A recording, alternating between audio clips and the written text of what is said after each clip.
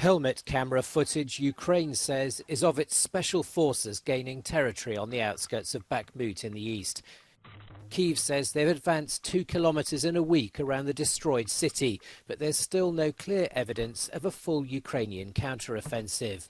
In Russian-occupied Luhansk, there were 2 explosions on Friday. Moscow said Ukrainian-made missiles hit administrative buildings of 2 defunct enterprises. Ukraine claims that Russia continues to concentrate its efforts on offensive preparations in the country's industrial east, showing the devastation of the town of Marinka in the Donetsk region. Ukraine's president told his people the occupiers were mentally prepared for defeat. Volodymyr Zelensky will meet his Italian counterpart on Saturday at the start of his visit to Rome.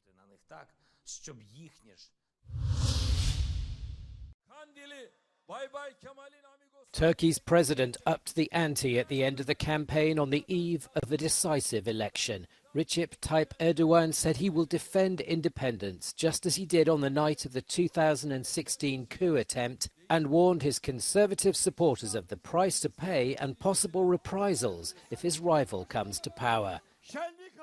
Most put the Republican Party's leader Kemal Kılıçdaroğlu in the lead. The 74-year-old Social Democrat could put an end to 2 decades of rising authoritarianism under the Islamic president. In response to fears that he might make a handover of power difficult after 20 years in government, Erdogan has said that if he loses, he will respect the result and hand over power in accordance with the rules of democracy. 64 million voters, including 6 million first-timers, are eligible to vote in Sunday's election. Smoke rises above the Gaza Strip. Another day of death and destruction in one of the biggest flare-ups there in months. Cockpit footage released by the Israeli military shows an airstrike on an apartment block. Its target, Islamic Jihad commander Ayyad al-Husseini. The Israelis say he'd been promoted after the death of another of the group's commanders on Tuesday. Israeli strikes have killed 6 senior Islamic Jihad leaders this week, a week in which 33 Palestinians have been killed, according to Gaza's health ministry. Islamic Jihad has retaliated, firing 900 rockets towards densely populated parts of Israel, many intercepted by sophisticated air defences. The violence has been met with international calls for de-escalation, with the European Union pushing for an immediate, comprehensive ceasefire.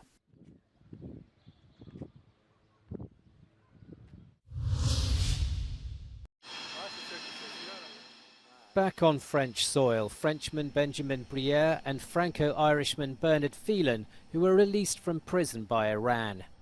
Briere, who's 37, was arrested 3 years ago for taking photographs with a drone in an area where cameras were forbidden. He'd been sentenced to 8 years for spying and subsequently acquitted. 64-year-old Phelan was arrested 7 months ago while visiting Iran as a consultant for a tour company.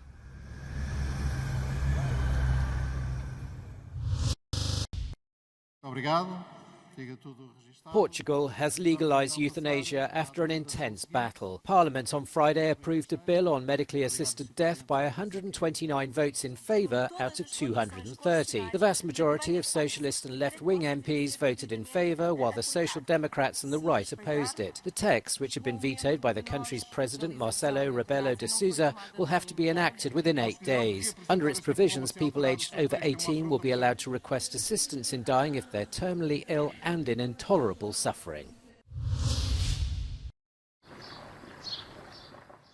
Danger looms above the village of Brienz, home to fewer than 100 people. Scientists warned of an imminent landslide and gave residents 48 hours to pack up their belongings, including farm animals, and leave.